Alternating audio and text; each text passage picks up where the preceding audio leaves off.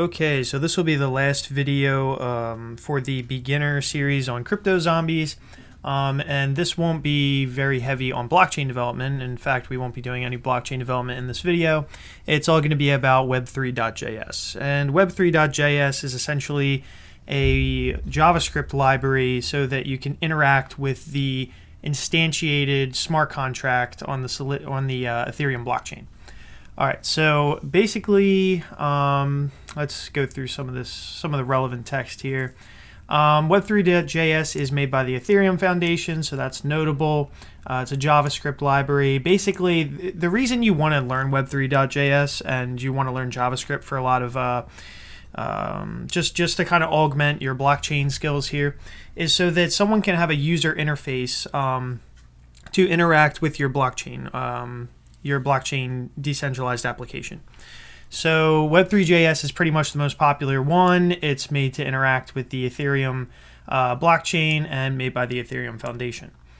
All right, so remember that the Ethereum network is made up of nodes, each one containing a copy of the blockchain. When you want to call a function on a smart contract, like one of these public functions that we made earlier, so this is an internal one, this one's external. So if you want to call this attack function here, you need a way to call that, right? Like you could just query a node with this, but you'll see why that's probably not such a good idea. So, and I'll show you what I mean. So when you want to call a function on a smart contract, like this one, you need to query one of these nodes and tell it the address of your smart contract. And remember, when we instantiate a smart contract, it gives us, it will have a unique address. So anytime you instantiate a smart contract on the Ethereum blockchain, you will get a unique address. Also, you're going to need to want to pass it the function you want to call. So how is it going to know what these functions are? Like these external functions that we set, that we show to the user. How are they going to know how to call that function? And then the variables that you want to pass to the function. And again, how are we going to know how are we going to know from our end what to pass it, right? And so I'm going to go over that in this video here. So Ethereum nodes only speak a language called Json Rpc, which obviously is not very human readable. And this essentially tells the node, basically what you want to call the function with and everything else, right? And your gas price and all this stuff, right? So this seems extremely unreadable, but this is how you would essentially send a message to a node. Instead of doing all this nonsense here, we can just use the Web3.js library. And luckily, the Web3.js library hides these nasty queries below the surface. So we just get a nice, easily readable JavaScript interface. All right, so instead of needing to construct that query, calling a function in your code will look something like this. So we'll have crypto zombies, which will just be like kind of an instantiate. And we're going to go over this code, step by step. But this will be like the instantiated, kind of like blockchain object almost, like smart contract object, I guess. And then we're going to say, okay, what are its methods? And then we're going to be able to grab one of the public or external methods, like create random zombie, which I guess would be in here somewhere. Pass it what it needs. And then we're going to run send, or you'll see in the future call. And then we just pass the address, right? Or from address, I guess. So that's probably from like, the user, and then some gas to go along with it. All right, so for installing Web3.js, so there's a couple ways to do it. If you are using if you're doing like a React project or Vue project or something like that, something a little more high level, then you'll probably use like a package manager like NPM. This is another good reason that you should know JavaScript and little HTML, because otherwise, if you put this really great smart contract on the Ethereum blockchain, no one will ever know or care unless you have some sort of very sleek interface to go along with it. So you can install Web3 like this if you're doing React or something like that. Same with Yarn, same with Bower. In this video, we're not going to be doing that though. We're just going to pull a minified version in, just using a script tag. And you should probably know what a script tag is, but if you don't, just look into a little bit of inline JavaScript inside of HTML, and that'll explain it. But I'll do my best to explain this tag too. So what we're going to do is, when it says put it to the test down here, we're going to go ahead and copy and paste the script tag above into the project so that we can use Web3.js in our little application here, which is really just an HTML document where we're going to write some inline JavaScript. This is not typically how you would do things unless you're like really super minimal. But you can do things this way, but usually someone will use a framework like React or something like that.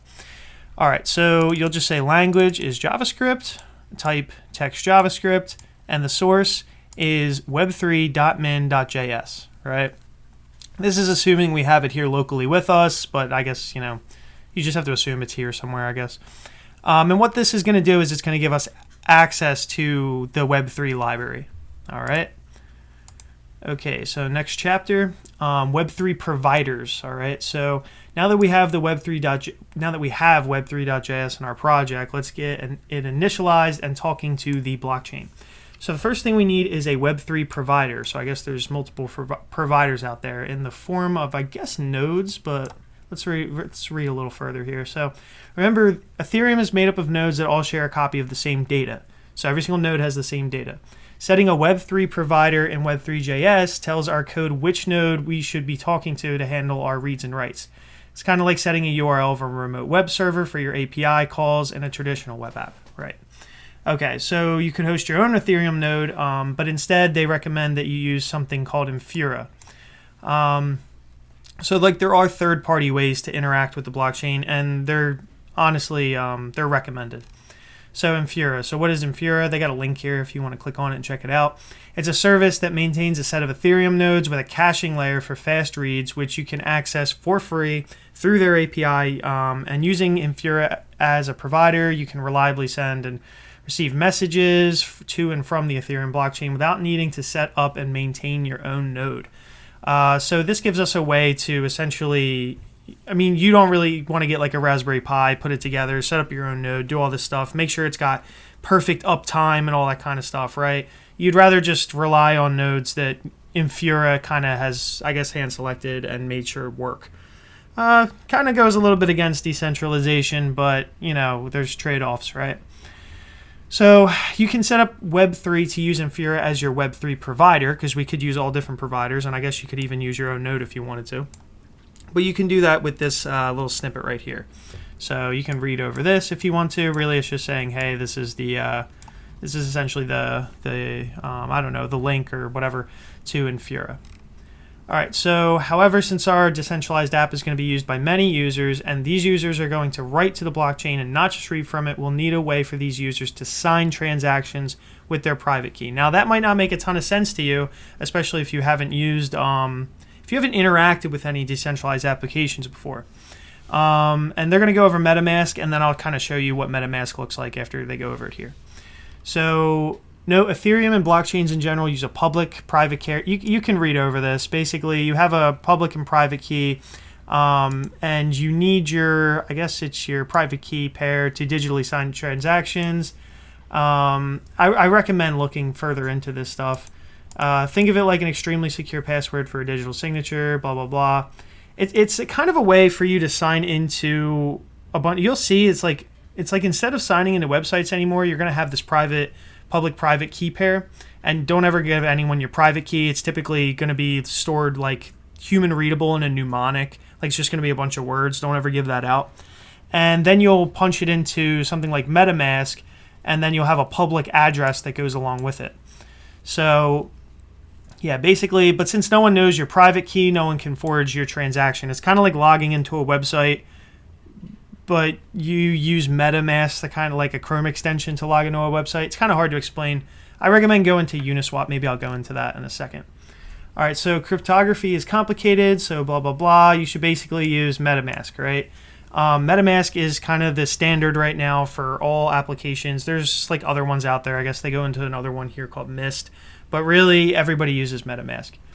So MetaMask is a browser extension for Chrome and Firefox, and I will show you that in a second. Users to securely manage their Ethereum accounts and private keys and use these accounts to interact with websites that are, Web3 Js capable. I'll go over how to use it in a second. And as a developer, if you want to use or interact with your decentralized application through a website in their browser, like we're doing with the Crypto Zombies game, you'll definitely want to make it MetaMask compatible. All right, so MetaMask uses Infra. By the way, it uses Infra servers under the hood. So that's, I guess, a good note here.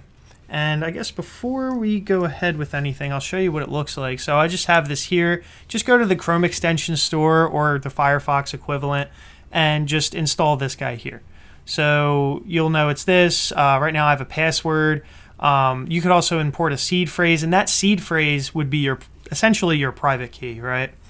Anyway, so I'm not going to like unlock it or anything, but that's what MetaMask looks like, right? And when you go to a website that's compatible with like Web3 Js, immediately it's going to prompt you using some code like this because it's an event listener. So when the window loads, here's a callback function. And what does this thing do? Well, what it does is if it's of type 3 if type of Web3 is undefined, then if it's not undefined, then create a new Web3 JS instance here from the current provider, which I'm pretty sure in this case would be MetaMask.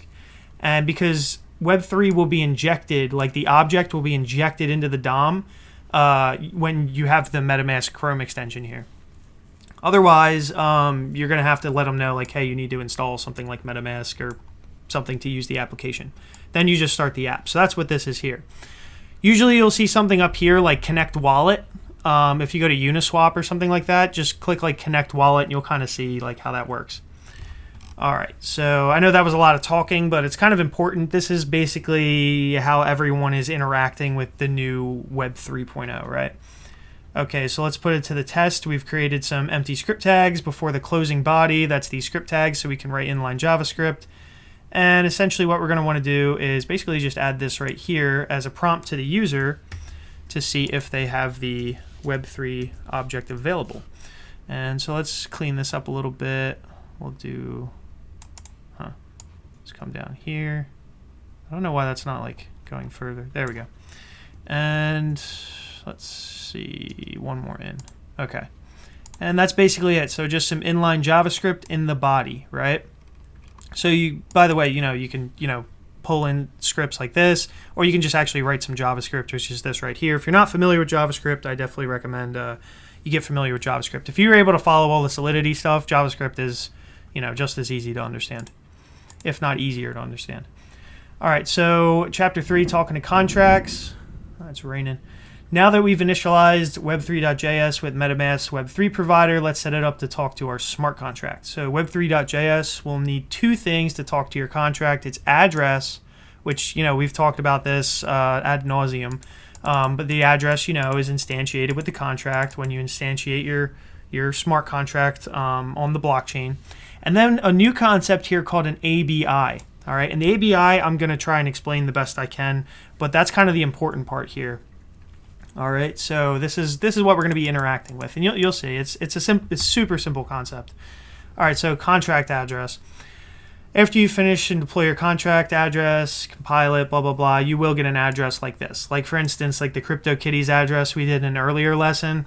You're going to get a unique address with your CryptoZombies smart contract here, or whatever smart contract you come up with.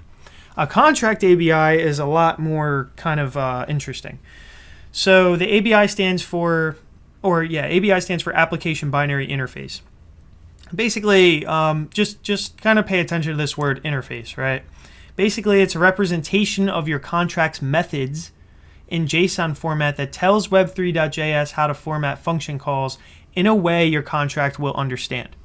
So when you compile your contract to deploy to Ethereum, which they'll cover later on, the Solidity compiler will give you the ABI, so you'll need to copy and save this in addition to the contract address. Since we haven't covered deployment yet for this lesson, we've compiled. So they've already made an ABI for us, but during deployment, you would kind of generate your own ABI, and that would all just be generated through the Solidity, just like by compiling your Solidity code here. All right, so really quick, I'm just going to take a look at the ABI. So here it is, and I was already looking for something. If you remember, we saw a method earlier called attack, and now you can see here's attack, right? So it's got outputs. I guess it's not got no outputs. Payable is false, so you can't send ether to this function. It's non-payable, and it's a function, right? So attack is here, and all of our methods are here. So like set level up fee and all that kind of stuff. What else do we have here? I don't know if there's any other interesting ones, but yeah, basically you can go through all of this ABI here. It's rather long. It's just one big JSON object, and it'll have all of the functions for your contract. So this is how Web3 Js, when you do like whatever your zombie contract dot methods, it's going to look in here to find all of the methods that you have to see if that's a valid method that you're calling or not. All right, so let's put it to the test. In the head of our document, include another script tag, and so we're going to want to go back here. So yeah, we're going to want another script tag where we pull in that ABI. So what we'll do is we'll just copy this guy here, like this. We'll go like this, and then we're just going to take this here and replace this, and just pull it in the same exact way. All right, at the beginning of our script tag in the body, declare a var named CryptoZombies. So we'll do that here. So var crypto zombies, and we'll actually make this lowercase and put a semicolon. All right, so CryptoZombies, don't set it equal to anything. Later, they're going to use that variable to store our instantiated contract. So we're going to be like, I guess, calling methods off of this. This will be the instantiated contract. So again, you'll be able to call all these methods off of that object, right? All right, next create a function named Startapp. So I guess we'll do that right under this. Startapp, like this. Actually, we're going to want to declare it as a function first, much like how Solidity does. And we'll just give it a body there. They'll fill in the body in the next steps, so we won't worry about that. Oh, I guess, yeah, we will worry about that, these steps, not the next lessons. All right. So the first thing in Startapp should be a var named CryptoZombies address. So var, let's see, CryptoZombies address. And we're going to set that equal to, I guess we're just going to set it equal to a placeholder for now. And I got extra quotes there. All right. And that's the first thing. And then the next thing we're going to do is instantiate the contract. So we'll set it equal to a new blah, blah, blah, blah, blah. Basically this exact thing here, but we're going to have to tweak a couple things, it looks like. So instead of my contract, remember we want it to be called CryptoZombies. So we're just going to copy this, and we already have it, so we don't need to declare a new variable. And we're going to do new Web3.js.eth.contract, and now we instantiate the contract. You remember the two important things for that is the ABI and the contract address. So what's that going to be? That's going to be this ABI here, which we essentially get from this here. So when we pull this in, it's going to be basically, I guess called that. Probably says it somewhere. Yes, it says it right here. So that's where we get that var from. All right, and so what we'll do is we'll do this. And then for the contract address, it's going to be CryptoZombies contract address. And where am I getting that? Or CryptoZombies address, that's from this right here. So we just need the address and the ABI. And remember, this address says, okay, which address on the blockchain are you talking about, right? And once you found that, what methods does it expose? That's what CryptoZombies ABI does. And then we can be calling that particular address with all of the methods that we instantiated it with on the blockchain. And I did something wrong. Your contract address, var CryptoZombies address. It's not really telling me what I did wrong. I must be missing something. Oh, there we go. I guess I deleted it earlier. There we go. All right, so chapter 4, calling contract functions. Our contract is all set up. We can use Web3.js to talk to it. Web3.js has two methods. So this is Web3.js has two methods. Your contract ABI probably has, like, I guess it's gone now, but that probably had a ton of methods, right? But Web3.js has specifically two methods, call and send. Now these are going to be dependent upon how you wrote your Solidity, like how you wrote your functions, right? So if something is pure, or let's see if we can find one here. If something's pure or a view, I don't know if I'm going to be able to see one super easy here. Okay, yeah, this one's a view here.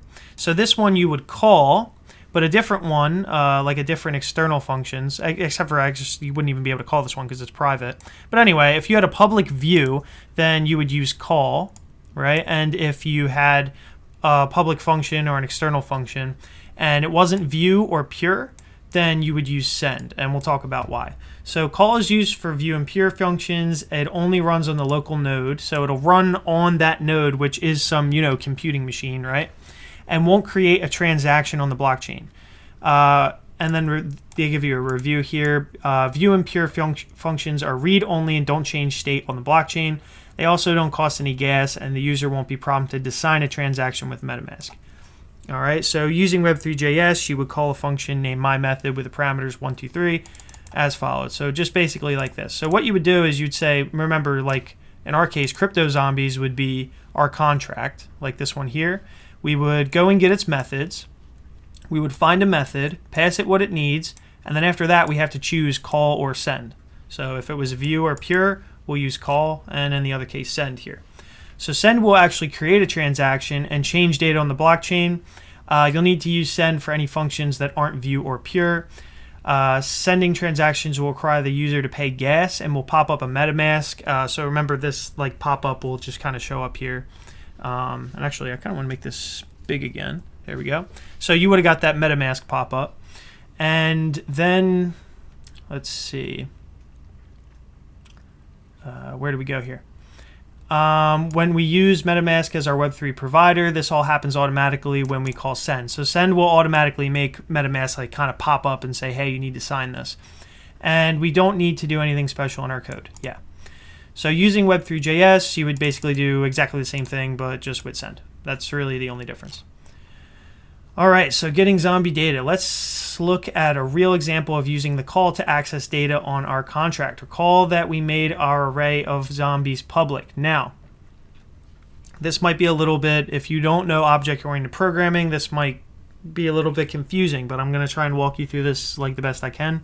In Solidity, when you declare a variable public, it automatically creates a public getter. And I guess if it's going to be a call, it must be a view or pure anyway, because you're only, like a getter, right, is only reading from the blockchain. So it's probably view or pure anyway, right? Well, actually, it'll be one of them. I guess it'll be a view because it'll be viewing something on the blockchain. And so if you wanted to look up a zombie with ID 15, you would call it as if it were a function, zombies 15. Now, like, why does that make sense? And what is a getter, right? So let's go back to Zombie Factory to kind of explain this. So you see how we created this here, like from lesson 1, and we created a public kind of member like field to this contract, right? So when you make a public field here, it's going to automatically generate, and you won't write it yourself, but there will be a function available to you called zombies. See how this is zombies, the field? Well, also there is going to be another function down here that you can just implicitly assume is written for you called function zombies. It's going to be external, and then it's going to be like a view, right? And you'll be able to pass in like something like this is indexable, so you would be able to pass in like an index, right? So if I had the ABI up, and if you want to go back a couple lessons and search through the ABI, if you do Control F for zombies, you will see something in there for it, and it'll be a function that exposes this this list here. All right. So let's see. So this is an example of, I guess, doing that. So what do they do here? Function get zombie details, and this is a JavaScript function. Now, it's a little bit weird because this also says function. That's how you create functions in Solidity too. But this is a JavaScript function. It's a little bit different. And so function get zombie details, ID, and then just open, and it looks almost exactly the same, right?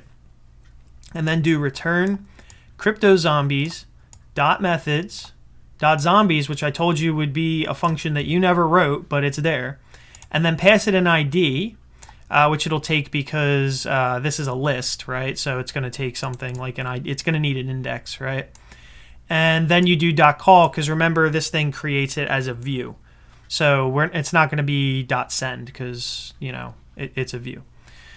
So then we call the function and do something with the result. So, all right, get zombie details 15.then, which is a JavaScript syntax for what are we going to do with whatever we get back. So now what we get back is in this object called result, right? And what .then, and this is a little bit confusing if you don't know JavaScript, so brush up on your JavaScript. So what .then takes is a callback function. It takes in as a parameter the result of this method call, which is the result of this return statement. And then what does it do? It just console.logs, right? And that's what this function does. So it does console.log, zombie 15, whatever, 15, and JSON stringify the result of this function call of this defined function here, which returns this right here, which is calling a method on your smart contract, okay? If that doesn't make sense, just read it over, and I guess until it does. All right, so basically I kind of walked you through there. It's also async too, so you know, keep that in mind. But yeah, so that's the best I think I'll be able to do that. Now it will give you back, like in this JSON stringify here, it will give you back a JSON representation of a zombie, because that's what we're getting, right? We're getting a zombie by its ID. So, you know, why does this make sense? Why does it make sense that we're getting this back with name, DNA, level, ready time, win count, loss count? Well, that's because our struct right here defines what a zombie is. So name, DNA, level, ready time, win count, loss count. That's exactly why that looks the way that it does. All right, so we could then have some front-end logic to parse this object and display it in a meaningful way, much like how you've seen the zombies displayed in previous lessons. All right, so now we can put this to the test. We've gone ahead and copied get zombie details into the code for you. Let's go here. Okay, this is get zombie details, so that's literally this function right here. Let's create a similar function for zombie to owner. If you recall from the zombie factory.sol, we had a mapping that looked like this. And remember, that's right here, so that's this. Zombie to owner, remember it's public, so it's going to give us a it's going to create a getter for us, just like this. And I'm assuming it's going to take a uint too, so, and then return an address, right? Okay, so let's see. We had a mapping, blah, blah, blah. Define a, well, first let's create our zombie to owner function. So function, zombie to owner. All right. Blah, blah, blah. Define a JavaScript function zombie to owner, similar to get zombie details. It will take an ID as a parameter, and that's that uint, right? So if we come back here, that's the unsigned integer, and something tells me it's going to return something like an address, right? So similar to get zombie details, it'll take the ID, Web3 Js to call zombie to owner on our contract. So it'll look a lot like that up there. So why don't we do this? So return crypto zombies dot methods dot zombie to owner, and it's probably going to take an ID, and then we're going to do dot call, and I think that's probably right, but I guess we'll see. Below that, create a third function for get zombies by owner. If you recall from zombie helper.sol, so we'll go to zombie helper.sol here, and we should have get zombies by owner, which is an external view, so we should just be able to call it. And what does this take? It takes an address of the owner, which I guess we could probably get from what we just did, right? So let's take a look at that. So below, create a third function, get zombies by owner. All right, so let's do function get zombies by owner. Takes probably something in like an address. We'll take owner as a parameter. Okay, owner like that, and return a web3.js call to get zombies by owner. All right, so return crypto zombies dot methods dot get zombies by owner. All right, and it's going to take in the owner, which is an address, and we're going to do a call like that. And hopefully that's right. All right, and that's basically all you have to do for this section. Let me go over that really fast before we start talking about these things. So basically we have a zombie to owner here. So this thing is going to return an owner. So it's going to return like an address by passing it a zombie ID. And then this one, we give it the owner, and it will return all of the zombies for that owner, right? So this will be like a way to, I guess, view or return your entire zombie horde, right? In like, I guess, like a JSON object or something. All right, so you've successfully written front-end code to interact with your first smart contract. Let's put some pieces together. Let's say we want our app's homepage to display a user's entire zombie army. Yep, that's what basically I guess this function's for. Obviously, we first need to use our function getZombieByOwner. Yep, to look up all the IDs of our zombies that the current owner or user owns. But our Solidity contract is expecting owner to be a Solidity address. So how can we know the address of the user using our app? So getting the user's account in Metamask. All right, so it looks like there's a way to get the user's account here, and that's this here. So Metamask allows the user to manage multiple accounts in the extension. We can see which account is currently active on the injected Web3 variable via this. So this is the active account. So literally just this right here. Because the user can switch the active account at any time in Metamask, our app needs to monitor this variable to see if it's changed and update the UI accordingly. For example, if the user's homepage displays their zombie army, when they change accounts in Metamask, because you can remember, you can have like a ton of different addresses, and if you have a new address, you'll have a whole new set of zombies, or no zombies, right? And for example, if the user's homepage displays the zombie army, when they change their account in Metamask, we'll want to update the page to show the zombie army for the new account they selected. So we can do that with a set interval loop as follows. So this is just some code that essentially, whenever you change your account, will just update your user account. I don't want to belabor this too much, but you can just, if you want to read over this snippet here, you can read over this snippet here, but it's essentially just going to do exactly that. And it's going to do it every 100 milliseconds, so it'll do it pretty often. It's just going to constantly be polling to see if you swapped accounts. All right, so let's put it to the test. Declare a var named user account. Let's see, we're going to do that here. So var user account. All right. Don't assign it to anything. At the end of Startapp, copy and paste the boilerplate account interval code from above. So we'll do that too. So I guess they want us to do that right here.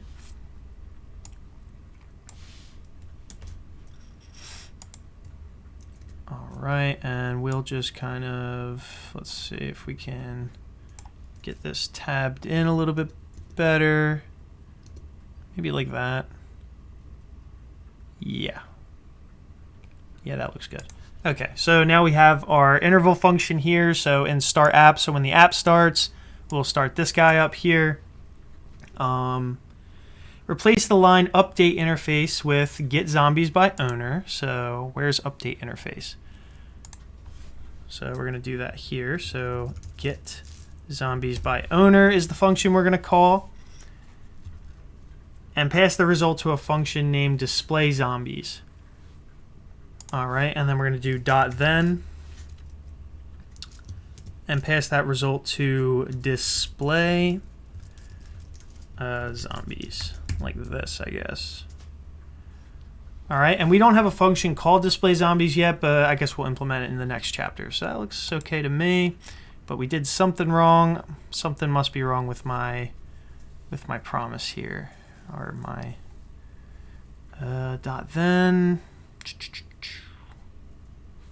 getZombiesByOwner. It's very possible that that's because I need to pass in the user account like that, right?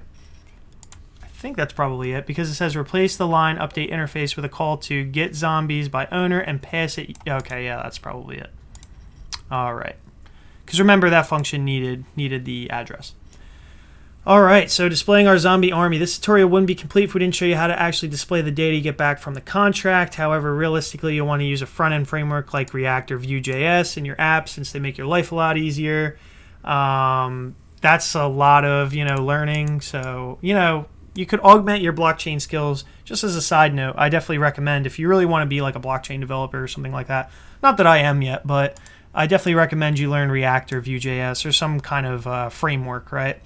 Be familiar with the modern web because it'll be very helpful. Most of the time you spend developing will be front-end development work if you're going to be like a full-stack blockchain developer. So in order to keep CryptoZombies.io focused on Ethereum smart contracts, we're just going to show a quick example of jQuery. Displaying zombie data, a rough example. All right, so if you don't know jQuery, jQuery is kind of how people did stuff before. People still use jQuery. A lot less people use jQuery now. But we'll kind of go, you don't really need to know jQuery for this, but they're going to explain it here. So what they did was they added an empty div for zombies. So where is that? That's right here. That's what we're going to fill with all of our zombies. I'm assuming there's going to be some sort of list of zombies somewhere. I didn't really even go this far yet. So to the body of our document as well as the empty display zombies function, recall that the previous chapter we called display zombies from inside the Startapp with the result of a call to get zombies by owner. It would be passed an array of zombie IDs that looks something like this. Yeah, so that's just an array of zombie IDs. Thus, we'll want our display zombies function to first clear the contents of the zombies div. So we'll just clear this. We'll use jQuery for that. If there's anything already inside of it, that way if they change their Metamask account like we talked about earlier, it'll get rid of all the old zombies before loading in the new ones. Then we're going to loop through each ID, and these would be the IDs. And for each one, call getZombieDetails to look up all the information for that zombie from our smart contract. All right, put the information about the zombie into an HTML template to format it for display and append that template to the zombies div. So essentially, we're just going to append a bunch of zombies, like right here. This is one zombie, to the zombies div. So we're going to be appending a bunch of divs for called zombies. And what does a zombie have inside of it? It's an unordered list with list elements, and this is helpful to know HTML here, that have the name, DNA, level, blah, blah, blah, blah, blah. So each zombie is essentially just an unordered list of elements that match exactly what was in Zombie Factory right here. All right. And we're going to be using jQuery for this. So what about displaying the zombie sprites? In the above example, we're simply displaying the DNA as a string, but in your decentralized application, you'd want to convert this to images to display your zombie, right? So like this would be a different image, this would be an image, or well, maybe not the name. The name would be like text. The whole thing, I guess, would be an image. So you would turn this thing into an image based on what was in this zombie data right here. All right, so they did this by splitting up the DNA into substrings. So I guess it really just depends on the DNA. Yeah, obviously. And having every 2 digits correspond to an image.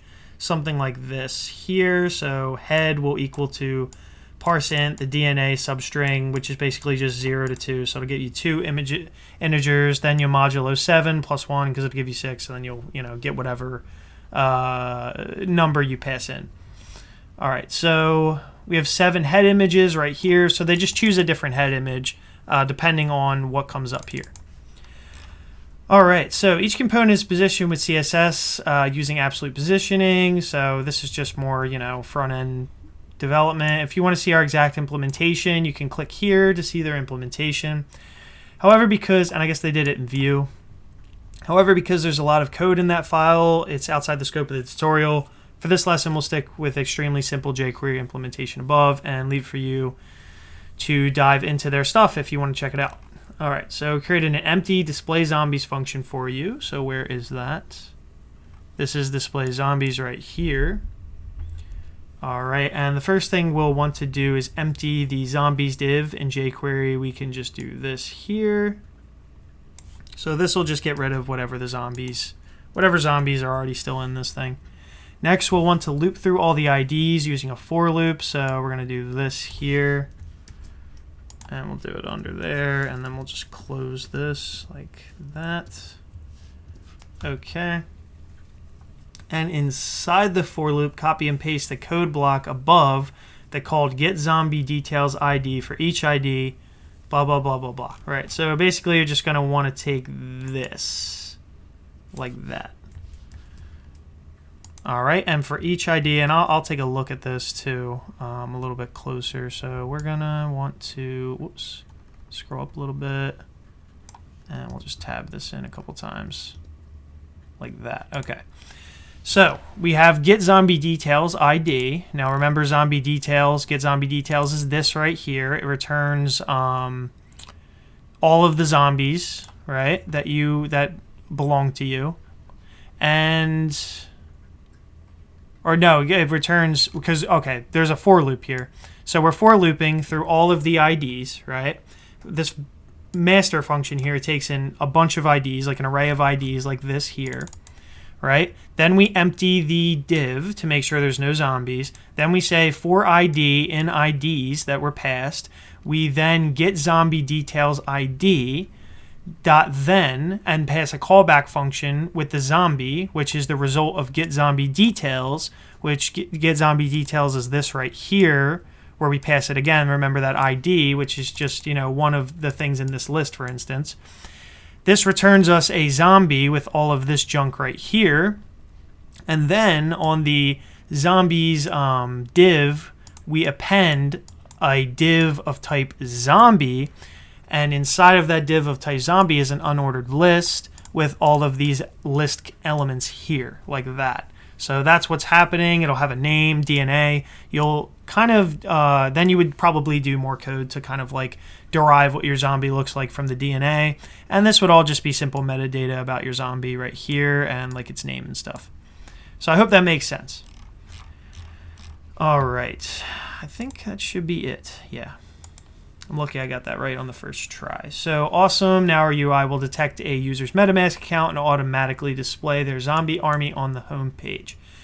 Now let's look, and you can see like how that would be useful not just for our zombie app, but like imagine that you just have all different kinds of NFTs or whatever else. Like you just have this home page of all your digital NFTs and stuff like that. And this code is like translatable, right? Like it would work like this pattern here would work across, whatever you're using instead of zombies. All right, so now let's take a look at the send functions to change data on the smart contract. There's a few major differences from the call function. Sending a transaction requires a from address, which is, I guess, you, the guy who's calling the function, which Metamask should actually know about, which eventually in turn becomes message.sender. If you follow along with the tutorials, you understand what message.sender is. Okay.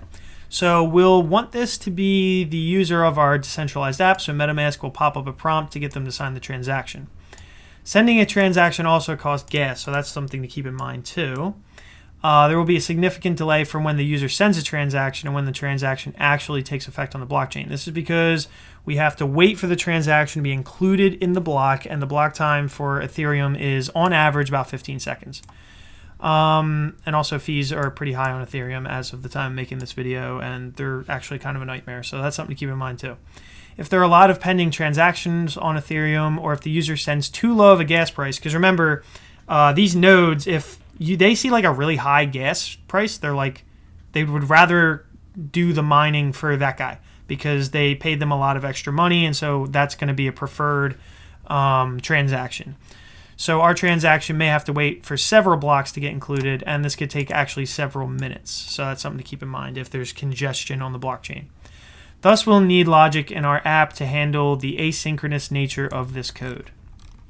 All right, so creating zombies. Let's take a look at an example with the first function in our contract. A new user will call. So the create random zombie.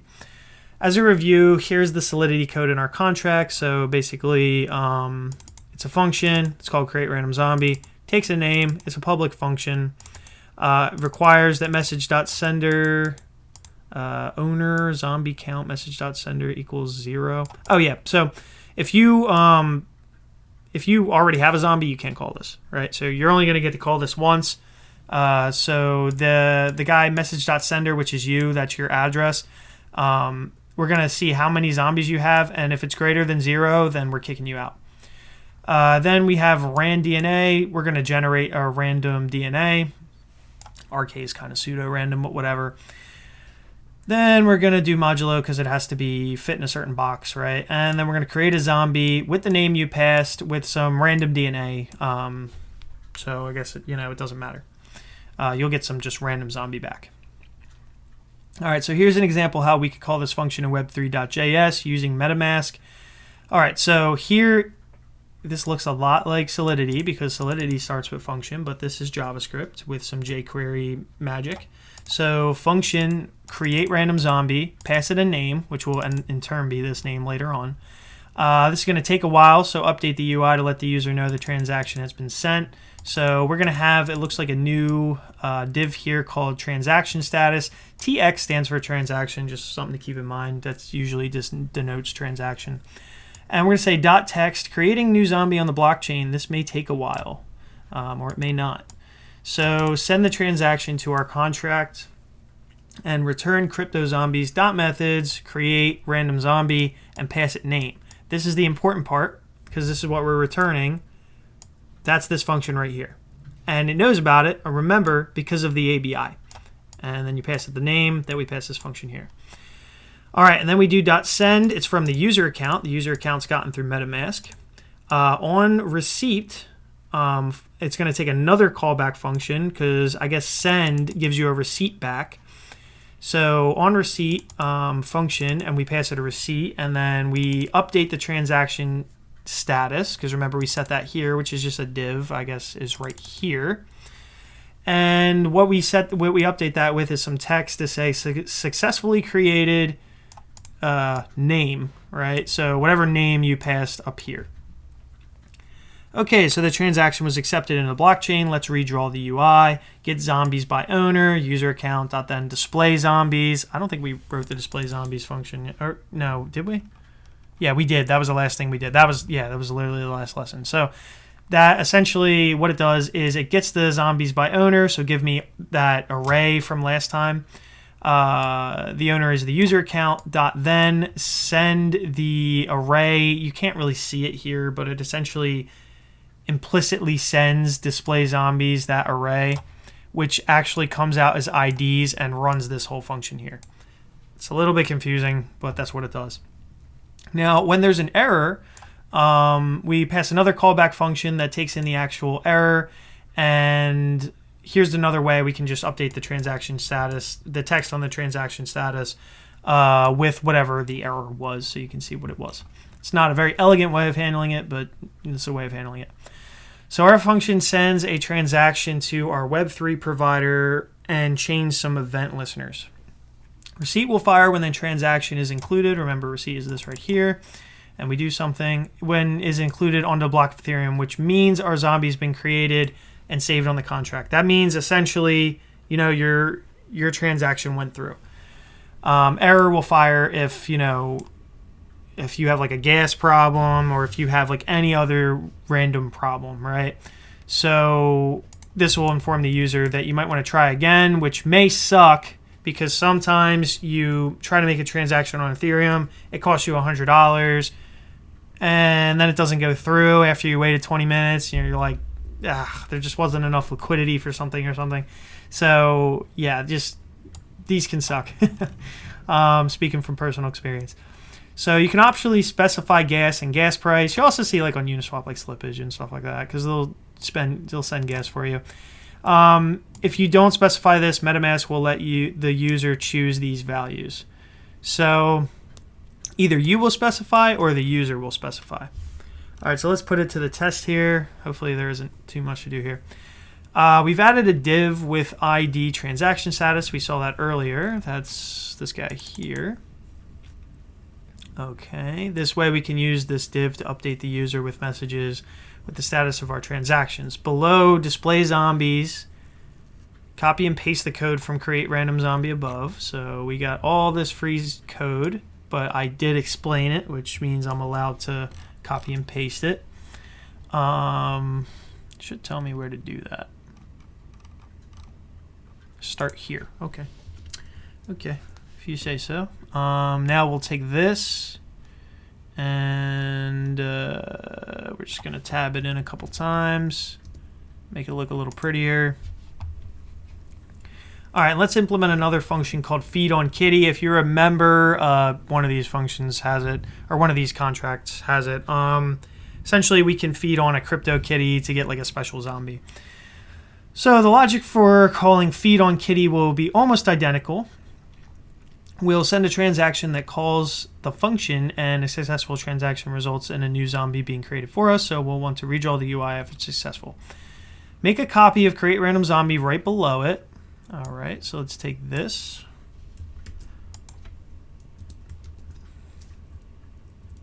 Like that. But make the following changes. Call the second function feedOnKitty. So we'll go like this. feedOnKitty. Like that. Which takes two arguments, zombie ID and kitty ID. So we're going to do zombie ID, kitty ID, like that. The transaction text should be changed to update eating a kitty. This may take a while, and you kind of have to remember what we did in earlier videos, but essentially we're using another contract here. Make it call feedOnKitty on our contract and pass the same two arguments. Okay, so instead of doing that, instead of do create random zombie, we have a function called feedOnKitty. Now I don't remember which one of these contracts it's in, but we do have a function exactly called that. Now it might be in here, zombie helper maybe. If I can't find this in a couple seconds, you're just gonna have to believe me that it's here. This looks promising. Feed and multiply. feedOnKitty. Here we go. So see how it takes a zombie ID and a kitty ID, and it's public. That's why it's in the methods. That's why it's in our ABI, which I guess they don't include up here, but it's in our ABI, so we can call it. So we can do cryptozombies.methods.feedOnKitty, and we're passing it a zombie ID and a kitty ID. All right, so, but not a name, right? So we'll get rid of that, and we want to put zombie ID, kitty ID, like that. All right, and the message on transaction status should read ate a kitty and spawned a new zombie. All right, so let's take this here, and that's a success text. Oh yeah, I guess we don't have the name, so I think it'll be that. All right, let's see if that works. All right, chapter 8, calling payable functions. So the logic for attack, change name, and change DNA will be extremely similar, so they're trivial to implement and won't spend too much time coding them in this lesson. In fact, there's already a lot of repetitive logic in each of these function calls. There actually is. We could extract like a good amount of things, especially I guess from maybe these ones. So it probably makes sense to refactor and put the common code in its own function and use a templating system for the transaction messages. Yeah. Already we're seeing how much cleaner things would be with a framework like Vue.js. Yes. Definitely recommend learning a framework for this stuff, especially if you're doing it for like a job or something like that. All right, let's look at another type of function that requires special treatment in Web3.js called Payable Functions. Level up. So recall in zombie helper. So let's go to zombie helper here, and we have something called level. Well, you can already see the fee costs this much ether. So you know we're going to have to set, since this method's payable, we're going to have to send some ether. And it's called level up. So level up is payable, and it's a zombie ID, and there will also be message.value. So much like message.sender, it's like some metadata that comes in, but you don't really need it. You don't need to specify it in the function. Because it's metadata, anytime there is a payable function, you will have access to message.value. And you're going to want to make sure that they exactly send you this much ether. All right, so that's this function here. The way to send ether along with the function is simple with one caveat. We need to specify how much way, not ether. So this is a little bit confusing. Way is the smallest subunit of ether, there are 10 to the 18th way in 1 ether. So there's lots of way in 1 ether. There's like a ton of way in 1 ether. That's a lot of zeros to count, but luckily Web3 Js has a conversion utility that does this for us. So this will convert 1 ether to way. So this will, I guess, just change 1 ether to way, and it'll give us like 1 with tons and tons of zeros, right? I guess 18 zeros. In our decentralized application, we set level up fee equals 0.001 ether. So when we call our level up function, we can make the user send 0.001 ether along with using the following code. All right, so cryptozombies.methods level up. Remember, it's in the ABI. It takes in a zombie ID. We can see that because that's right here, or right there. Yeah. And then remember this send. Like this is all that stuff that I think it was in like the first part of this this video. So from user account, which we get from I think Metamask, and value is web3js.utils 2-way 0.001 ether. And that right here is 0.001 ether. So that's how we know. All right, so let's put it to the test. Let's add a level up function below feed on kitty. All right, so we have this here. So we're going to do function level up like that. It will take in something, and there we go. So the function will take one parameter called zombie ID. So let's do zombie ID like that. Pre-transaction, it should display the transaction status text, leveling up your zombie. So we'll just steal that here before the transaction starts. It's kind of like a log statement almost, just to show the user what's going on. Leveling up your zombie like this. Okay. When it calls level up the contract, it should send 0.001 ETH converted to way, as in the example above. So I guess we'll do that. Like, I don't think this will change almost at all. Let's tab that in a couple times. All right. As in the example above. Upon success, it should display the text power overwhelming, zombie successfully leveled up. So we'll take another text guy here. Well, it'll be upon success, right? So we're going to need actually a dot on and to get a receipt. So why don't we just steal all this right here like this? Right. So on receipt function, receipt, blah, blah, blah. And then we're going to get rid of this because we don't do that. And we're going to change the text to this. That's my thinking anyway. Because remember, receipt means that our transaction went through and worked. All right. We don't need to redraw the UI by creating our smart contract with get zombies by owner, because in this case, we know the only thing that changed is the zombies level. So there's no new zombies to show. Like, we didn't add a whole new zombie, we just leveled one up. All right, and I did something wrong here. Level up zombie ID. All right, let's see what I did wrong. Oh, I think we need the return, and let's see, so that should be, instead of this, yeah, we're gonna need that return, that makes sense. And we'll try that again, and then the other thing I think will be,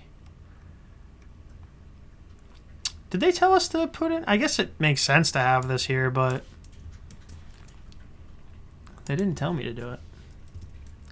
So we'll put that there, like that. And we're good to go. So we just wanted that error statement just like the other ones had. All right, so chapter 9, subscribing to events. If you remember all the way back, we have events, right? And events are things that happen on the blockchain that we are interested in, because when they happen, we may need to re-render something. So as you can see, interacting with your contract via web3.js is pretty straightforward. Once you have your environment set up, calling functions and sending transactions is not at all that different from a normal web API. All right, there's one more aspect we want to cover, subscribing to events from your contract. So when something significant happens on the contract, it's going to shoot out an event to let someone know, or let whoever's listening know that something important or substantial happened. So we're probably going to want to react to when things like that happen. So if you recall from zombiefactory.sol, we had an event called new zombie that we fired every time a new zombie was created. All right, so if we go to Zombie Factory, we should have an event. I think we put it at the top here. So event new zombie takes in a zombie ID, a name, and some DNA, and it fires. And so we're going to be listening for that event. So in Web3 Js, you can subscribe to an event. So your Web3 provider triggers some basic logic in your code every single time this event fires on the blockchain. All right, so we have crypto zombies, which is our contract object. Now, instead of methods, we're going to say events. And we're going to be listening for new zombie. That must be in the ABI somewhere too. The events must be there as well. So on data, which is like, something we're going to get back. So it's going to send data back. And then it's going to do function, and then it's going to event. So it's going to give us an event. This thing is going to return an event. So .on data, it returns an event, which we pass to a callback function, and let zombie event .return values.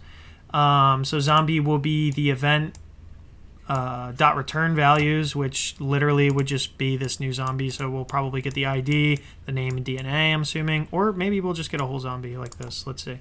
So console.log, a new zombie was born, zombie.zombie ID. So yeah, okay, we're going to get this, I think, because... Oh, wait, no, we won't. I'm not really sure. Oh, no, yeah, I guess you'll get this kind of zombie. You'll get a zombie ID, the name, and I guess the DNA. Yep. So that's what you're going to get. You're going to get a new zombie in the form of, you're going to get its ID, you're going to get the name, and you're going to get the DNA. All right, and if you don't, then you're going to console.log an error. All right. So note that this would trigger an alert every single time any zombie is created in our decentralized application, and not just for the current user. So what if we only want alerts for the current user? That would be an absolute nightmare, by the way, because anytime anyone ever creates a zombie, you would know about it, and that would really suck. All right, so using indexed. In order to filter events and only listen for changes related to the current user, our Solidity contract would have to use the indexed keyword like we did in the transfer event of our ERC 721 implementation. So yeah, this is a transfer. This is... We should have that. Here's the transfer code there. Here's the transfer event. And this has an indexed... I guess that's what this is here. But we don't have that, so let's see. So in this case, because from and to are indexed, that means we can filter for them on our event listener in the front end. In this case, okay, we would filter this. So to user account. All right, that makes sense, but we don't have that. As you can see, using events in index fields can be quite useful practice for listening to changes to your contract and reflecting them in your app's front end rather than, I guess, listening to the whole blockchain. All right, so querying past events. We can query, I guess there's going to be rain. I don't know if you guys can hear that.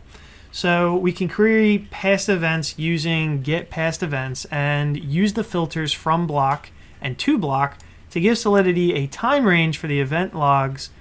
I don't know why this is super relevant. Block in this case is referring to the Ethereum block number.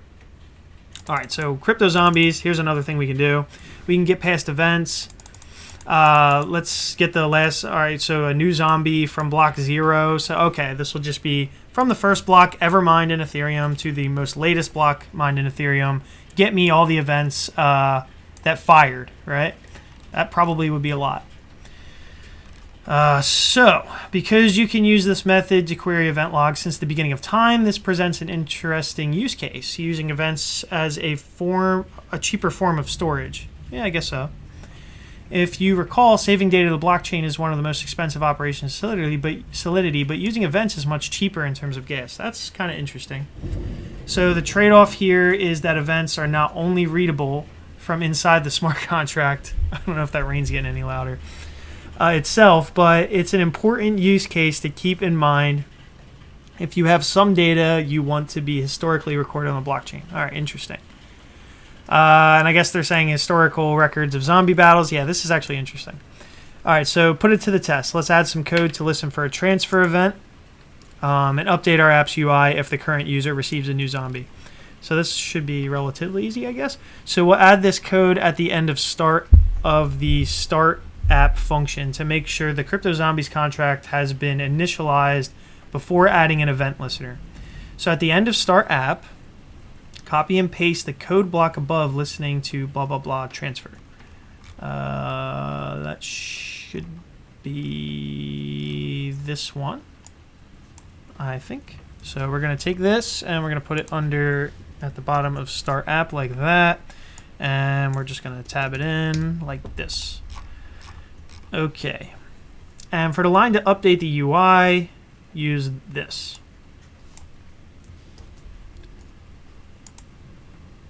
All right, and I guess we just, I don't know if they want us to put it all the way at the end. Let me do something here. Now, yeah, it should definitely be inside of this, right? There we go. All right, and we'll give that a shot, and that was it. So when you transfer a new zombie, just make sure to update the zombies.